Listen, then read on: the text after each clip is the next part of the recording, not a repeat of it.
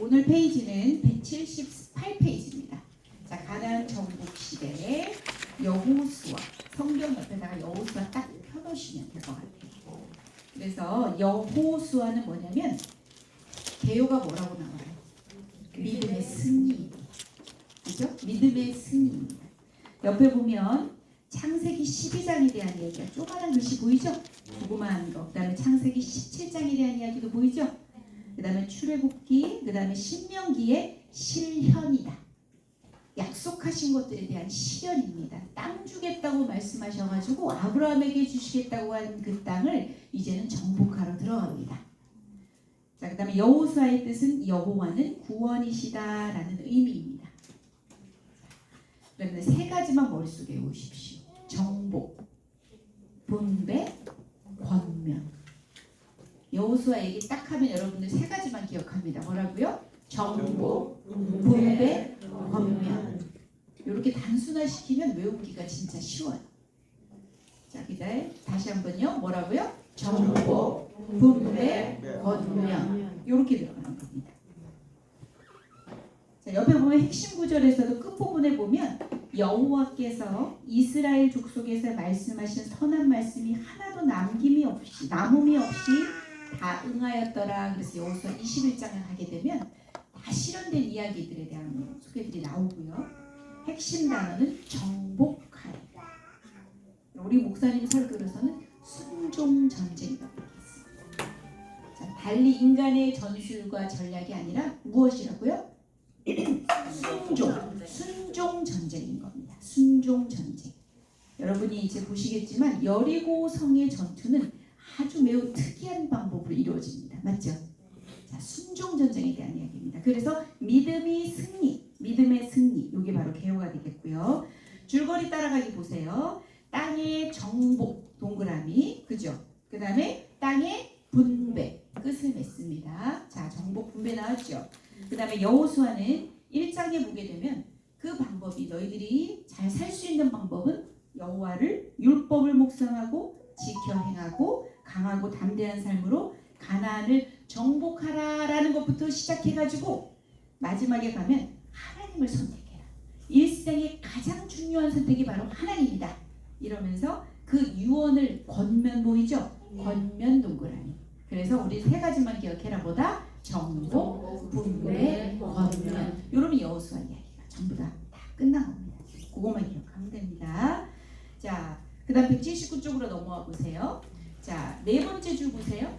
인간의 전술과 전략에 관한 이야기다? 아니다. 무엇에 대한 이야기다? 하나님의 전술과 전략에 관한 승리의 이야기가 바로 여호수아다. 그러네 그 밑에 줄 보세요. 자, 인간은 여전히 자기중심성이 발동을 하겠죠. 그죠? 인위가 모습이 드러납니다. 그래서 아이성 전투를 보시겠지만 실패를 하게 됩니다. 맞죠? 그렇게 나오고, 자, 그 밑에 단락에 가게 되면, 자, 두 번째 줄 보세요. 정복한 땅을 각 지파별로 분배를 하지만 이스라엘은 가나안을 완전히 정복하는데 성공할까요? 실패할까요? 실패합니다. 이것은 바로 역사의 어떻게 보면 비극적인 씨앗이 되는 겁니다. 자, 신명기에서는 분명히 진멸하라는 이야기를 계속 말씀하셨습니다. 그러나 이들은 지키지 않습니다. 섞이고 문화가 혼합되고 종교가 혼합이 되어버립니다. 결국은 이들은 이 비극이 어디서 나타나게 될까요? 여호수아 다음에 나오는 성경이 뭐다? 사사기에서 나오게 됩니다. 그래서 점령은 했지만 뭐라고? 정복은 못했다는 겁니다. 자, 요 밑에 나오는 그 가나안이 천국에 비유되는가 이야기는 뭐냐면 우리가 천국에 가게 되면 전쟁이 있을까요? 없을까요? 없겠지요. 그죠?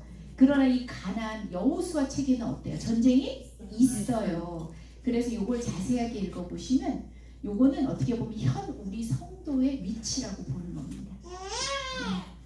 그 예전에 출애굽기 강의를 목사님께 들었는데 뭐 그 홍해를 건너는 것이 우리가 어떻게 보면 1차 구원이잖아요. 그죠? 그다음 지금은 또 여호수아에는 어느 강을 건너게 됩니까? 요단 강을 건너게 되죠. 네, 그쪽에서 설명해서 제가 기억에 남았던 것은 구원을 받았으나, 그죠? 아까처럼 민수기에서 광야에서 먹고 살다 죽는 인생이 될 수도 있으나 요단강을 건너므로써 사명자로 거듭나는 거죠. 내가 이 땅에 무엇으로 왔는가? 내가 여기서 해야 될 것이 무엇인가? 나의 정체성은 뭘까? 그죠? 하나님 나라에 어떻게 말씀하시는 그런 뭐라 그러죠? 장교를 키우신다고요. 그죠? 그런 것처럼 이런 설명들을 여기서 하고 있는 것 같아요. 여기서는 왜냐하면 전쟁이 천국에는 없는데 가나안 땅에 실제로 들어가니까 전부 다 정복해야 되고 전쟁에 대한 이야기들이 나오는데 이건 보면 우리 현 크리스찬들의 현 주소다. 우리가 날마다 에베소서 6장에 보면은 그죠? 우리가 영적인 그런 어떤 무장을 하고 싸움을 해야 되는 영적 전쟁이 어떻게 보면 군사들처럼 우리 현 크리스찬의 위치에 대한 설명이라고 얘기가 나와요. 그 이야기입니다. 뒤로 넘겨보세요. 자, 땅의 정복입니다. 첫 번째 뭐라고요? 땅의 정복. 두 번째는 뭐가 되겠어? 땅의 분배. 세 번째는 뭐가 되겠죠? 권면이 되겠습니다. 자, 이제 여호수아 이야기를 찾아보겠습니다. 자, 여호수아 1에서 12장까지가 정복에 대한 이야기인데요. 땅 분배에 대한 이야기고요. 아까 말씀드린 여러 앞에서 나온 말씀들에 대한 실현입니다. 자, 이 땅을 주신 가장 큰 이유가 세 번째 줄에 있죠. 하나님 나라를 회복하여 우리의 하나님 되시기를 원하시는 하나님의 꿈을 이루시는 겁니다.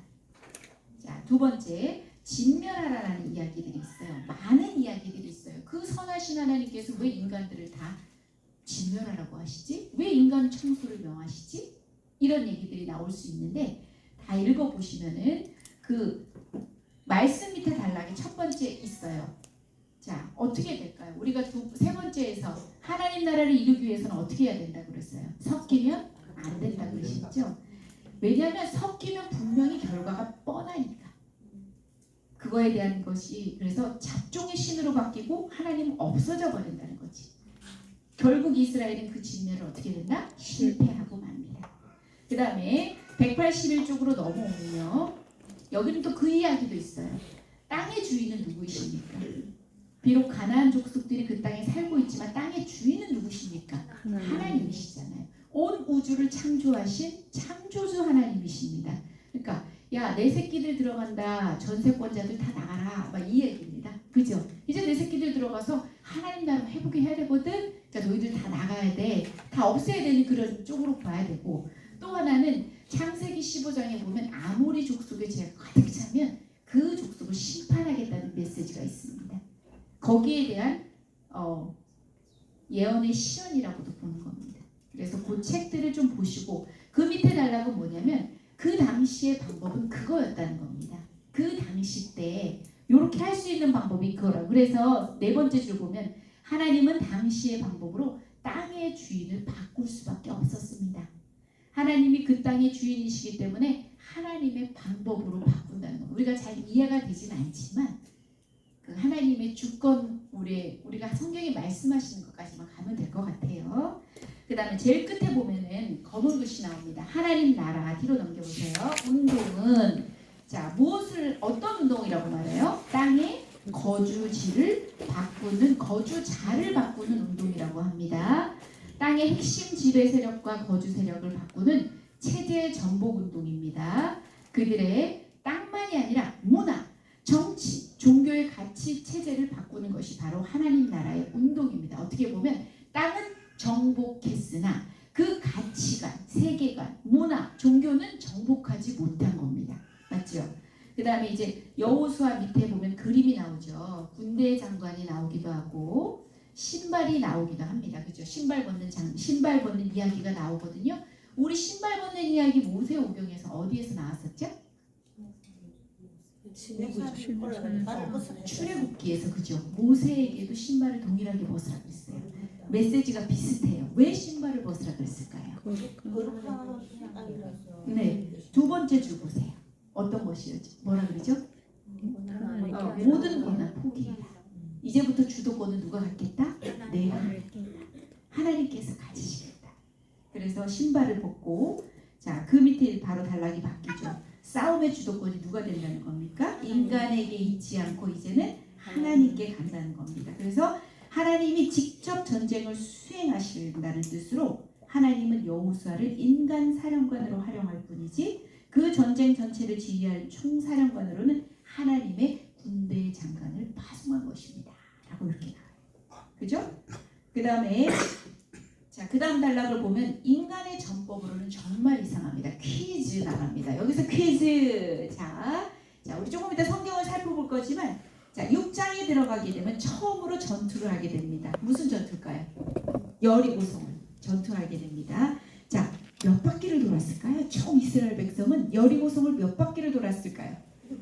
7바퀴? 자, 손 들고 얘기해 보세요. 6바퀴?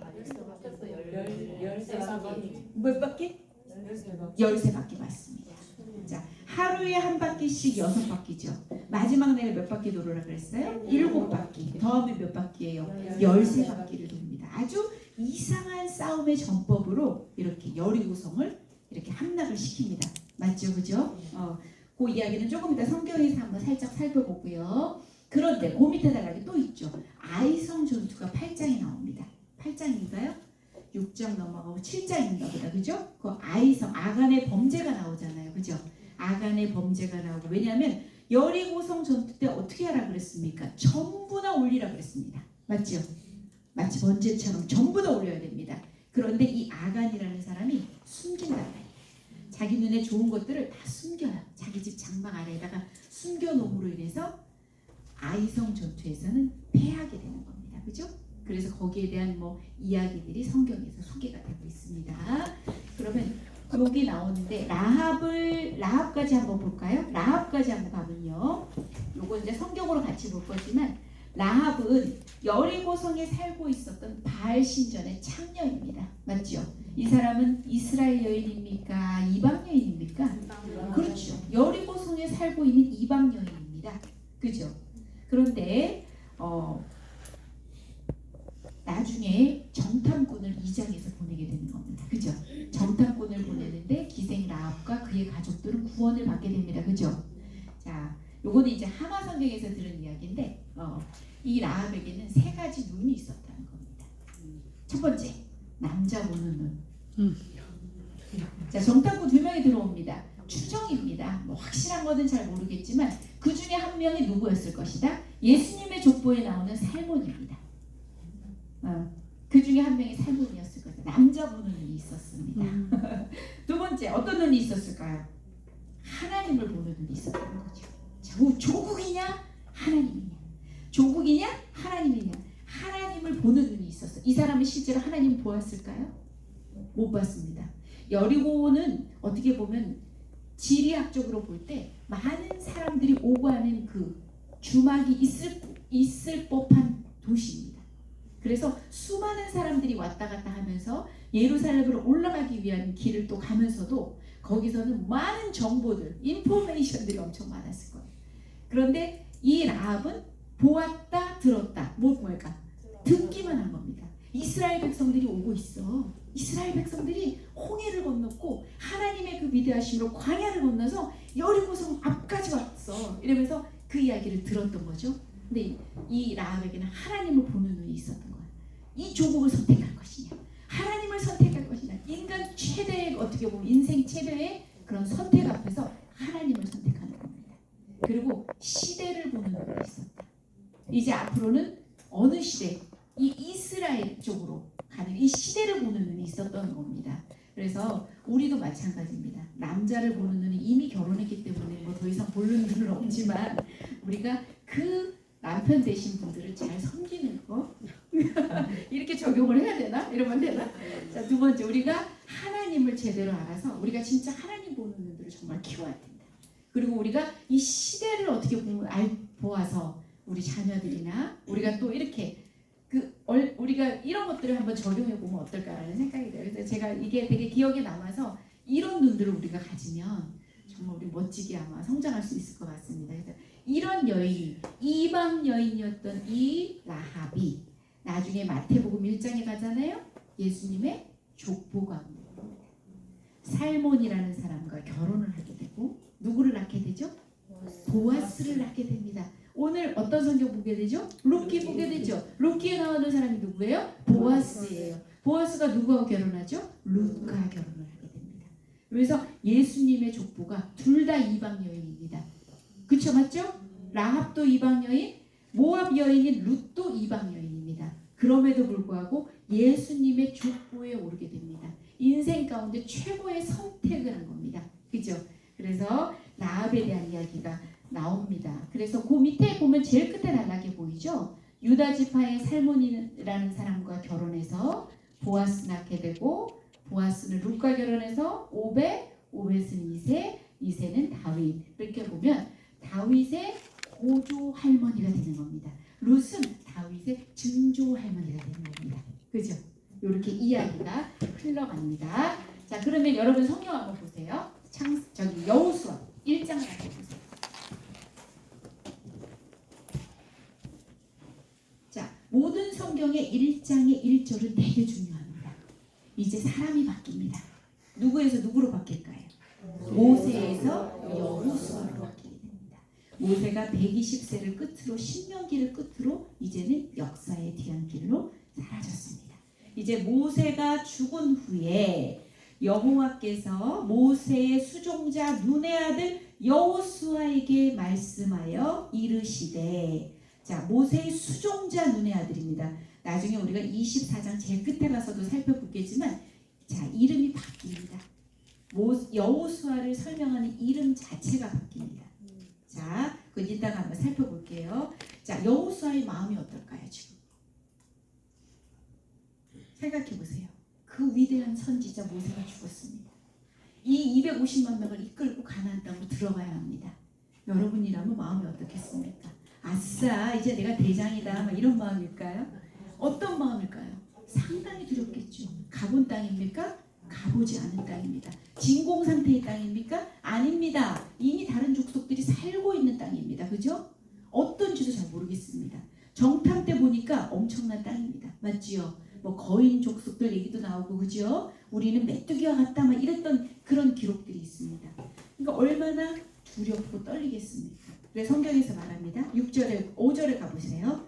5절에 가보면 약속하십니다. 모세와 있었던 것 같이, 함께 있었던 것 같이 너와 함께 있을 것이고 떠나지도 않을 것이고, 뭐라고 말씀하십니까? 버리지도 않겠다. 그러면서 6절에 딱 뭐라고 말씀하십니까? 너는 강하고 담대하라. 그 다음에 7절에 보십시오. 오직 강하고 담대하라. 자, 8절에 방법이 있습니다. 어떻게 해야 된다고 말합니까? 같이 읽어봅시다. 시작. 이 율법책을 내 입에서 떠나지 말게 하며 주야로 그것을 묵상하여 그 안에 기록된 대로 다 지켜 행하라. 그리하면 내 길이 평탄하게 될 것이며 내가 형통하리라. 그래서 이렇게 하려는 겁니다. 네가 어디로 가든지 네 하나님 여호와가 너와 함께 하겠다고 말씀을 하십니다. 그죠? 그래서 이제 여호수아가 백성에게 명령을 내리는 것들이 뒤에 나오죠. 그 다음에 12절에 보면 여러분들 요단 동편의 땅을 먼저 이렇게 약속받은 지파들이 누군지 한번 보세요. 르우벤, 그 다음에 갓지파, 그 다음에 므낫세 반지파, 이렇게 나오면서 이렇게 뒤에 이야기들이 이제 전개가 될 거예요. 자, 그런데 얘네들 보고 그랬죠. 너희들 처자들은 두고, 가축들은 두고 너희들이 선봉에 서서 이제 정복해야 될 것이다. 그런 이야기가 나오는 겁니다. 그때 얘기 나왔었죠. 우리 민수기 공부하면서. 2장 가보세요. 자, 2장에 딱 갔더니 시띠에서 정탐꾼 2명을 보냅니다. 그죠? 정탐꾼 2명을 보내고 누구 집에 들어가게 됩니까? 라합이라는 기생의 집으로 들어갑니다. 그죠? 근데 한번 7절 보고, 이제 7절이 아니고 9절을 보십시오. 이미 심리전에서 승리합니다. 맨 끝에 보니까 주민들이 다 너희 앞에서 뭐라고 나와요? 가나안이 녹았다고 나옵니다. 그죠? 그 다음에 10절을 보니까 너희가 애굽에서 나올 때 여호와께서 쭉 얘기해서 끝에 뭐래요? 우리가 들었다. 그죠? 11절에 가니까 우리가 듣자 그 마음이 어떻게 됐다? 녹았고 너희로 말미암아 사람이 어떻게 됐다? 정신을 잃었나니 너희의 하나님 여호와는 위로는 하늘에서도 아래로는 땅에서도 하나님이시라. 라합의 입에서 나오는 고백입니다. 너희의 하나님 여호와는 상처맞이 하나님이시다. 듣기만 하였는데도 이 믿음이, 그죠? 있는 거죠. 그 다음에 12절에 보니까 내가 너희를 선대하였은즉 너희도 내 아버지의 집을 선대하도록 여호와로 내게 맹세하고 내게 증표를 내라. 그래서 어떤 증표를 받게 되죠? 18절에 가니까 무엇을 달라고 그러죠? 무엇을 배라고? 그렇죠. 붉은 끄내기를 달으라고 그러죠. 끄내기 그 얘기 하셨지 그때 윤치영 목사님이 하셨었나? 그죠? 자, 붉은 줄을 매라고 나옵니다. 그래서 구원을 받게 됩니다. 자, 그 다음에 이제 3장에 가게 됩니다. 이제 드디어 이 백성들이 어디를 건너게 되는 겁니까? 요단 강을 건너게 되는 겁니다. 그때 당시 요단 강의 그런 수위가 어땠을까요? 15절 가보세요. 15절. 자, 어땠대요? 요단이 곡식 거두는 시기에는 항상 언덕에 넘치는 겁니다. 자, 궤를 맨 자들이 요단에 이르며 궤를 맨 제사장들의 발이 물가에 잠기자. 그죠? 어떻게 됐대요? 위에서부터 물이 온전히 끊어진다고 16절에 소개가 됩니다. 그죠? 그래서 백성이 여리고 앞으로 바로 건너가고 17절에 보니까 제사장들이 그 가운데 마른 땅에 섰잖아요. 백성들이 건너기를 마칠 때까지 모든 이스라엘은 그 마른 땅으로 건너갔더라. 건넜습니다. 자, 이 사람들이 건너서 도착한 곳은 어디입니까? 4장에 갔더니 길갈입니다. 길갈에 도착했습니다. 길갈에 도착해서 세운 12돌에 대한 이야기, 나중에 후손들에게 어떻게 보면 증거가 되겠죠. 그죠? 자, 그 다음에 5장에 가게 됩니다. 가게 돼서 이스라엘이 길갈에서 2장 위에 보면 주제가 나옵니다. 무엇을 받게 됩니까? 할례를 받게 됩니다. 여리고성은요 완전히 난공불락의 초롱성입니다. 이들이 아무리 간담이 놓고 정신을 잃고 했다 할 손 치더라도 어떻게 보면 강력한 군대입니다. 그죠? 그런데 무엇을 받는다고요? 할례를 받으면요 움직일 수 있습니까? 못 움직입니다. 다 누워 있어야 되죠. 맞죠? 그런데 할례를 받으래요. 그러니까 이 여호수아는 무슨 전쟁입니까? 순종 전쟁입니다. 그 말씀에 순종하는 겁니다. 언제 와서 다 누워 있으면 다 와서 얘네들 싸그리 다 죽여버릴 수도 있는 겁니다. 전쟁에서 오히려 준비하려면 칼을 갈고 전법을 연구하고 전술을 또 이렇게 쌓아서 해야 되는 건데 방법이 그냥 할례 받고 누워 있는 겁니다. 맞죠? 이 말이 됩니까? 무기도 없고 전략도 없고 맞죠? 이스라엘이 몰살당할 수도 있는데 그렇지만 이 전쟁은 성전입니다. 그래서 영적으로 준비가 되는 겁니다. 맞죠? 자, 그래서 10절에 가보세요. 길갈에 진을 쳤고 할례 받고 나서 무엇을 지켰다고 나와요? 유월절을 지킵니다. 할례 받지 않으면 유월절을 참여하지 못하기 때문입니다. 그 다음에 12절 보십시오. 땅의 소산물에 대한 얘기가 나옵니다. 먹은 다음 날에 무엇이 그쳤다? 만나가 그쳤습니다. 만나는 비상식량입니다. 맞죠? 하나님께서 광야에서 내려주셨던 비상식량이에요. 이제는 뭐다? 그 땅의 소산물을 먹어라. 그죠? 어떻게 보면 여러분들은 만나가 좋습니까? 수고하고 땀 흘려서 그 땅의 소산물을 먹을 것입니까? 만나 지겹다고 그러지 않았습니까? 야, 만나 볶음 지겹다, 만나 무침 지겹다, 만나 튀김 지겹다, 만나 지겹다. 수고하고 애써서 너희들이 이제는 그 땅의 소산물을 먹어라. 이제는 그 비상식량인 것이 아니라 이제는 이 삶이 일상의 삶이 기적이 되는 삶을 살아라. 너희들이 수고하고 우리가 살아있는 이 일상이 기적 아닙니까? 맞죠? 우리가 한번 자식이 아파보고 내가 아파보면 그 빨래하고 설거지하고 밥했던 일상이 얼마나 감사합니까? 그러더라고요. 맞죠? 그죠? 우리 일상이 어떻게 보면 우리가 이렇게 와서 공부할 수 있고 우리가 이렇게 건강하게 있는 것만으로도 기적인데 우리는 그때가 아니면 잘 알 수가 없어요. 맞죠? 그래서 일상이 기적이 되는 그 크로노스의 삶을 살아내라. 그래야 크로노스의 삶을 살 때 카이로스의 시간을 만날 수 있는 겁니다. 맞죠? 자, 그 다음에 칼을 든 여호와의 군대의 대장에 대한 이야기가 나와요. 아까 그랬죠? 전쟁의 주관자가 누구시다? 하나님이시다. 그죠? 그래서 군대 장관의 이야기가 나옵니다. 이제 6장 가보세요. 6장. 이제 드디어 여리고성 전투가 나오게 됩니다. 그죠? 그래서 몇 바퀴를 돌았다? 다 살펴볼 수 없어요. 13바퀴를 돕니다. 그죠? 그 다음에 18절에 가보세요. 자, 17절에도 나옵니다. 이 성과 그 가운데 있는 모든 것은 여호와께 어떻게 하라? 온전히 바쳐라. 18절에도 뭐라고요? 온전히 바치고. 그렇죠? 자, 그리고 이 사람들이 돌고 나서 한 게 뭡니까? 도대체 뭐 했을까요? 20절에 보십시오. 어떤 행동을 했습니까?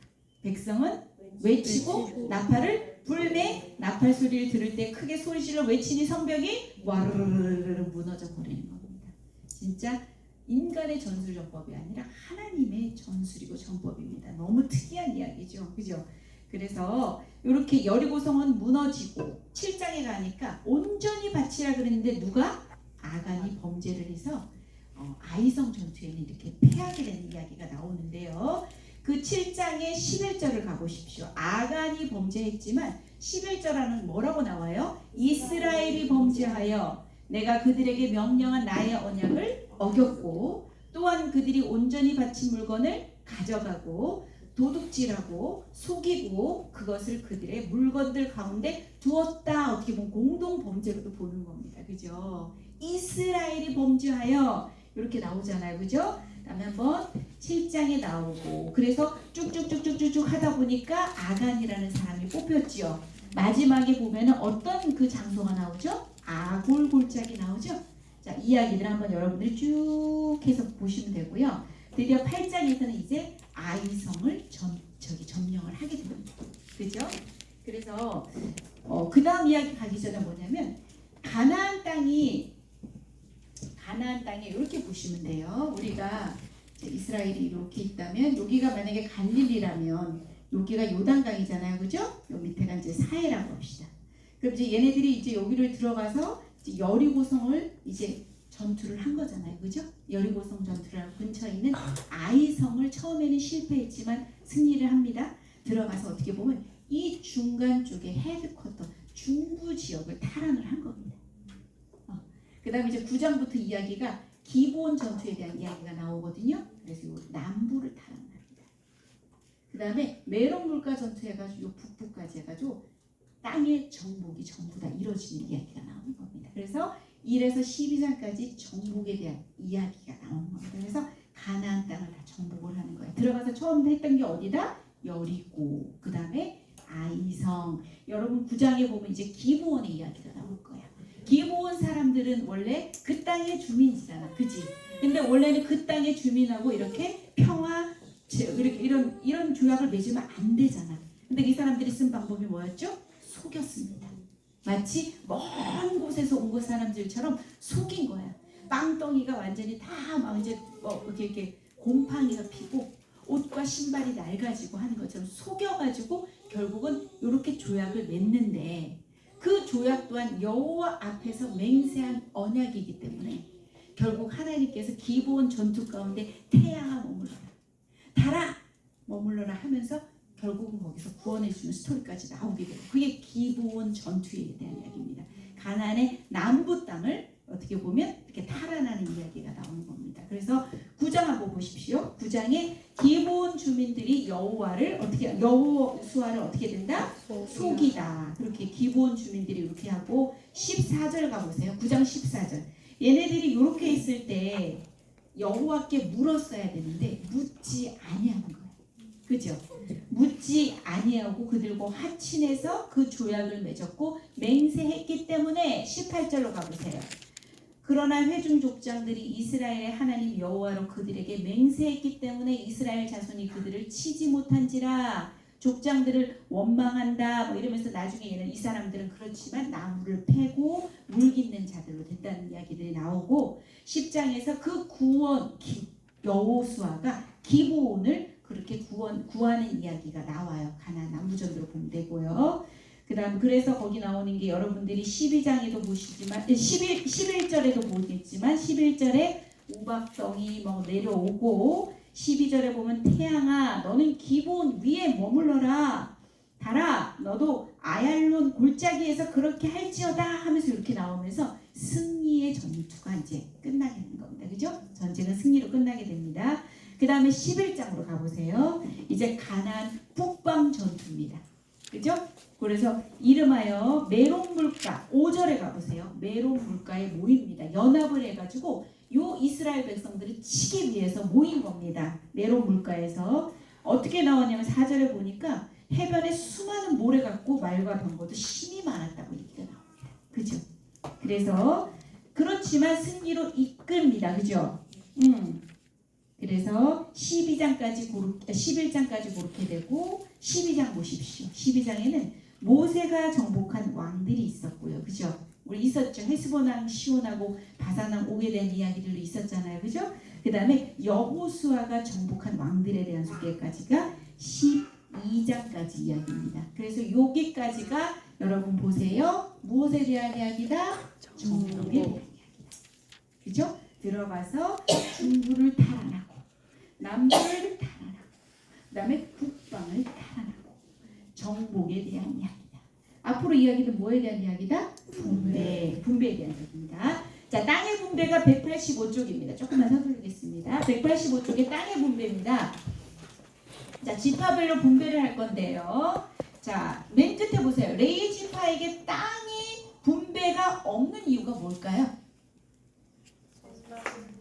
레위 지파는 한 지역에 머무를 수 없는 지파입니다. 첫 번째 줄에 나와요. 그들이 하는 일이 뭐라고요? 성막 관리, 제사 맡고 그 다음에 무엇을 한다? 백성들에게 하나님의 율법을 가르치는 일을 맡은 사람들이기 때문에 하나님이 그들의 기업이 되십니다.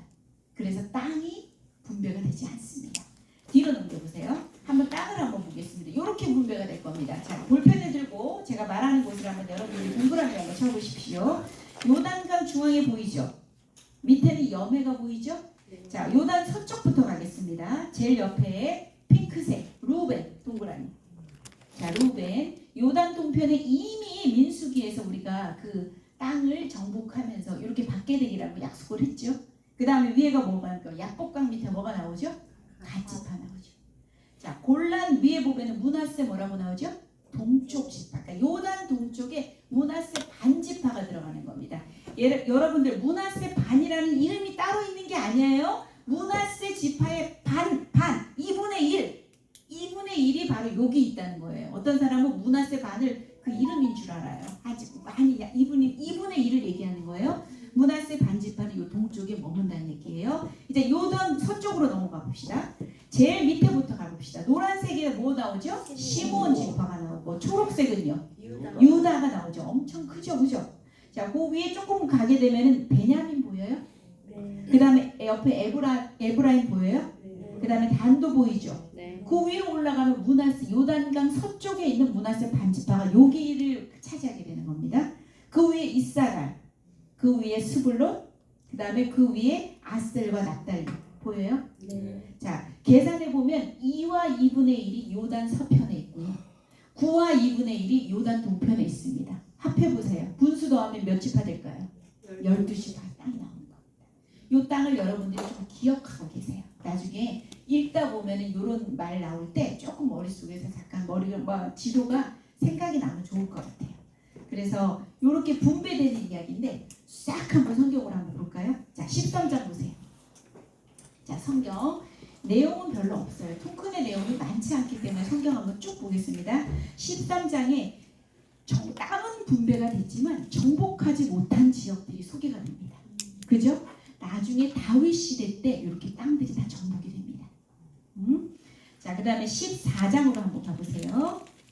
그래서 13장에는 여러분들이 요단 동쪽의 기업에 분배해가지고 누구였다? 므낫세 반지파하고 루벤과 갓지파 이야기가 나오고요. 14장에 가니까 요단 서쪽 땅, 이제 요단강을 넘어서 그쪽에 땅이 분배가 되는데 어느 지파가 먼저 받게 되냐면 유다 지파. 누굽니까? 살아남은 사람. 여호수아와 갈렙만이 살아남았죠. 갈렙이 나옵니다. 여러분이 잘 아는 찬양 뭐죠? 이 산지를 내게 주소서, 그날에 주께서 말씀하신, 이러면서 나오는 이 장면이에요. 갈렙이 내 나이가 지금 85세지만 나 여전히 힘이 있고 건강합니다. 그 땅 하나님이 함께 하시면 점령할 수 있습니다. 그러면서 갈렙이 이렇게 용기 백배하여 나와가지고 이렇게 얘기를 하는 겁니다. 그래서 먼저 유다 자손에게 땅이 분배되는 이야기가 소개가 됩니다. 그래서 15장도 유다 자손의 땅입니다. 맞죠? 자, 쭉 넘어가서 16장으로 가보세요. 이제는 에브라임과 서쪽 므낫세, 동쪽에도 므낫세 반지파가 있었지만 요 서쪽에도 므낫세 반지파가 있어. 자, 에브라임과 므낫세는 누구의 자손들입니까? 기억해 보세요. 요셉이죠. 요셉의 자손들이 나와서 얘기를 하는 겁니다. 그래서 서쪽 17장에 보면 므낫세 자손의 기업이 나오고, 자 넘어가면 14절 위에 보면 나오죠. 에브라임과 므낫세 지파가 땅을 더 요구합니다. 우리가 공이 큰데 우리 땅 더 줘라 막 이러는 거야. 그랬더니 뭐라고 말하죠? 스스로 개척하라 이렇게 합니다. 18절에도 보니까 그러니까 그 사람들이 철병거가 있습니다. 그렇지만 18절에 가니까 뭐냐? 그 산지도 내 것이 되리니 비록 살림이라도 너희들이 어떻게 해라? 개척해라. 자, 그를 쫓아내리라 뭐 하였더라 하면서 끝납니다. 그래서 18장에는 이제 드디어 나머지 지파들이 있을 거 아닙니까? 자, 계산 한번 해볼까요? 자, 요쪽에 서쪽에 2와 2분의 1 지파가 지금 됐어요. 여기 지금 동쪽에 유다 지파 됐죠? 그죠? 그 다음에 뭐였죠? 에브라임 나왔죠? 그 다음에 므낫세 반 2분의 1 여기도 2분의 1이 있지만 그러면 나머지 7 지파들이 남잖아요. 그죠? 그 지파들은 뭐랄까 너희들이 가서 땅을 보고 그려오라고 해요. 그리고 나중에 제비 뽑아서 나눠주겠다고 얘기를 하는 거예요. 그 얘기가 바로 여기 흘러가는 게 18장입니다. 그래서 베냐민, 시므온 이러면서 남은 지파들에게 땅들을 다 이렇게 주겠다고 다 나오고 저기 19장에 그 49절 위에 보면 기업의 땅 나누기를 마친다고 나오죠. 자 그렇게 나옵니다. 그래서 51절에 보니까 끝에 이에 땅 나누는 일을 마쳤더라 나옵니다. 그 다음에 20장에 갔더니 무슨 이야기가 나와요? 도피성 이야기 많이 들어봤죠. 요단 서쪽에도 3곳, 요단 동쪽에도 3곳. 자 어디든지 하루 안에 뛰어들어갈 수 있는 도피성 이야기 나오고요. 21장에 가게 되면 이제 레위 사람들의 성읍에 대한 소개가 나와요. 레위는 한 곳에 머물러서 살 수 있는 지파가 아니다? 아니다. 몇 개를 줬냐면 48개의 성읍을 나눠줍니다. 그 중에 도피성이 6개니까 몇 개의 성읍이 있겠습니까? 42개의 성읍입니다. 그죠? 그러면서 이 사람들은 이 온 지파 가운데 흩어져 살면서 예배를 제사를 맡고 성막을 관리하고 율법을 가르치는 삶을 살아야 되는 거예요. 그게 레위 지파의 직무입니다. 나중에 사사기 때 가면 이 직무를 유기함으로 인해 가지고 엉망이 되는 그 시대를 볼 수가 있습니다. 그 다음에 21장까지 갔고요. 그래서 우리가 요까지를 뭐라고 한다? 분배. 자 마지막 남은 건 뭐다? 권면. 그래서 권면 보겠습니다. 자 권면이면 여기 여러분 책으로 오세요. 187쪽인데 조금만 하면 됩니다. 그리고 쉬겠습니다. 자 선택하라입니다. 선택하라. 자 두 번째 줄, 세 번째 줄 보세요. 진멸하라고 했는데 그 이유는 이제 섞이면 하나님 나라를 세울 수가 없잖아요. 그러면서 여호수아는 나와 내 집은 여호와를 선택할 거야. 너희들 선택은 어떨래? 어떡할래? 라면서 묻는 그런 이야기들이 얘기가 나오는 겁니다.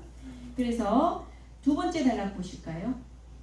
만일 여호와를 섬기는 것이 너희에게 좋지 않게 보이거든 너희 조상들이 강 저쪽에서 섬기던 신이든지 혹 너희의 거주하는 땅 아모리 족속의 신이든지 너희 섬길 자를 오늘 택하라. 오직 나와 내 집은 누구를 섬기겠다? 여호와를 섬기겠노라 하면서 여호수아 24장 15절에 그런 이야기가 나와요. 그죠? 이것도 잠시입니다. 나중에 되면 이야기가 또 바뀝니다. 그죠? 그러면서 187쪽에 검은 글씨 가보세요. 인간의 삶은 무슨 삶입니까? 선택의 삶입니다. 늘 부족하기에 결핍이 있게 선택할 수밖에 없습니다. 자, 여러분 알파벳 C는 뭐와 뭐 사이에 있죠? A와요? B와 D 사이에 있잖아요. 자, 초이스는 항상 birth부터 death까지 출생부터 우리가 죽음까지 선택할 수밖에 없는 인간입니다. 맞죠? 계속 인간은 선택의 끊임없는 연속입니다. 그죠? 우리는 선택해야 되는 존재예요.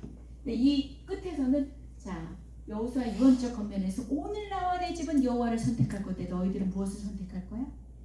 여호와를 선택하겠다고 얘기 나오는데 또 이야기를 보면 너희들은 여호와를 잘 섬기지 못해 막 이런 얘기들도 이어져요. 마치 우리의 모습과도 같은데 그죠? 여러분은 누구를 선택하실 겁니까?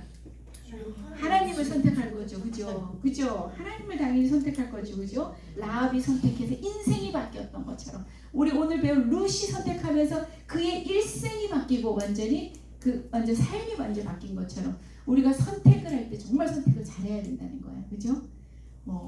한 번의 선택이 예전에는 10년을 정한다 하지만 우리 여호와를 선택하는 것은 일생을 장구하는 일입니다. 맞죠? 그죠? 자, 그러면서 24장까지 그렇게 권면에 대한 이야기가 나오는데요. 뒤로 이러면은 거의 오늘 이야기가 끝나는 겁니다. 그래서 여호수아 잠시만 보면 첫 번째 12장까지 무엇에 대한 이야기다? 땅의 정복. 자, 두 번째는 뭐다? 분배. 세 번째는 뭐다? 권면. 자, 권면에서 무엇을 선택하라? 여호와를 선택하라. 요 세 가지만 딱 넣으면 여호수아는 끝납니다. 다시 한번. 첫 번째 뭐다? 정복. 그 다음에 분배. 그 다음에 권면. 이렇게 하고 잠시 쉬도록 하겠습니다.